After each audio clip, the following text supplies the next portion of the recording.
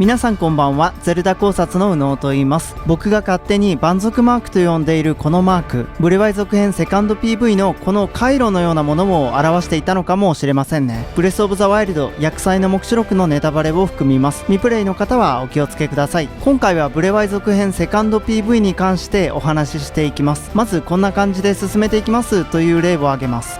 忘れ去られたガーディアン、薬剤の目視録ダウンロードコンテンツ。今回の最大の目玉といえる最後に入手できるプレイヤブルキャラである歴戦のガーディアン。ギャラリーのテキストを見ると、太古の昔ハイラルを守るために作られた遺物、他のガーディアンとは一線を画す強さを誇っており、何かしら特別な個体であったのかもしれないと書かれています。最後の一文がとても意味深ですよね。他に気になるのは、彼が放つ光が黄色いということです。皆さんがよく知っているガーディアンといえば赤い色の光を放つガーディアンですよね。あれは薬剤ガノンの怨念に侵されてしまっているガーディアンでした。そしてブレワイ作中の写し絵の記憶でもわかる通り、もともとはハイラル王国に仕える古代シーカー族が開発したものであり、通常時はオレンジ色に光っていましたね。それら2色と比べるとまた別の色だということがわかります。この黄色い色のガーディアンというのは、実は薬剤の目視録作中で他にも出てきていました。それはストーリー序盤、テラコが起動させたガーディアンでしたね。そして元をたどると、テラコが起動したのはゼルダ姫が封印の力に目覚めたからでした。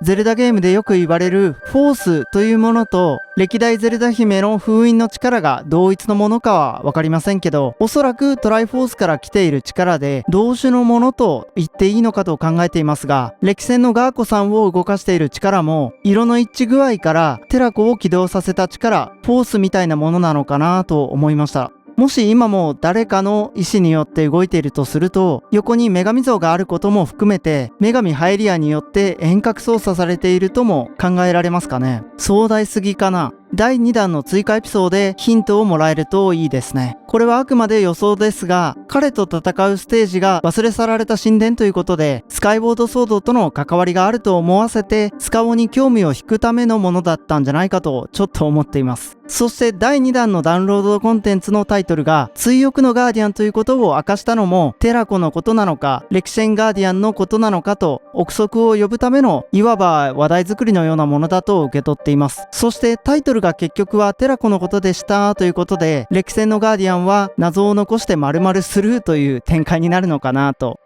そういえばこのガーディアンがいた場所が祠が地下から出てくるところの真上、つまり祠の場所なんですね。祠か女神像を守ってるんでしょうか。僕はブレワイ続編が過去の世界とを行き来するストーリーだと思ってるんですが、過去編のイベントでこのガーディアンが出てきたりするんでしょうかね。その結果、忘れ去られた神殿が天空から今の場所に落ちてきて、ガーディアンも一緒に佇むことになるみたいな妄想をしてみました。ブレワイの世界線では忘れ去られた神殿に彼は見当たらなかったんですが、どこに行ったんでしょうかね。薬剤ガノン復活後になだれ込んできたと思われる他のガーディアンたちはこの広間にもいましたが、歴戦くんらしきガーディアンはいませんでした。逆に薬剤の目視録の方にはなだれくんたちはいなかったですね。ガノンの怨念に乗っ取られて果ての砦のゼルダにボコされたうちの一体になったんでしょうか。考えてるとだいぶこんがらがってきますけど、もしかしたらまだハイラルのどこかにいたりするんでしょうかね。こんな感じで進めていきます。このチャンネルではブレスオブザワイルド続編の情報を求めていらっしゃる方がワクワクできる動画を投稿していってます。いきましょう。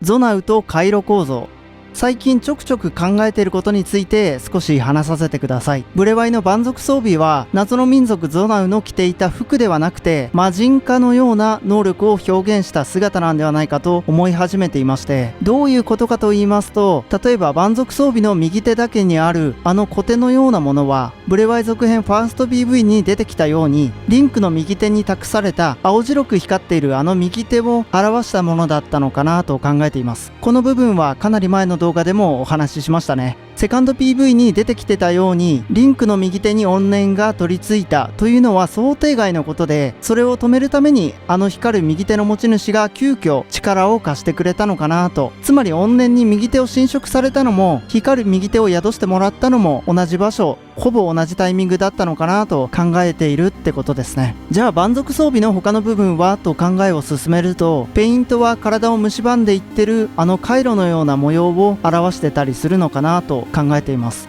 そして僕が勝手に蛮族マークと呼んでいるヤシの遺跡で集めた石板の完成形や蛮族装備の腰にもあるあのマークはファースト PV で宿った右手の回路のように見えてきたんですね。つまりあのマークは周りの途切れた円のような形なのではなく、真ん中の丸い部分を表すマークだったのかなと最近考えが変わってきました。この回路のような模様がやはりゾナウメイロ遺跡の元ネタなんじゃないかと考えられます。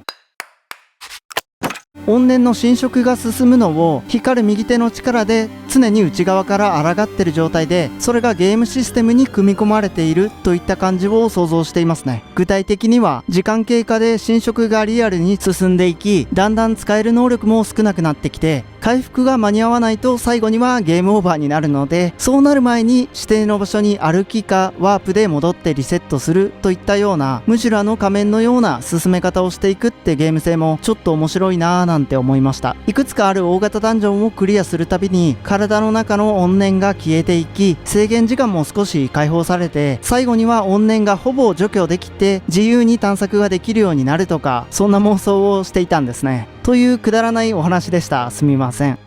始まりの大地の奇跡。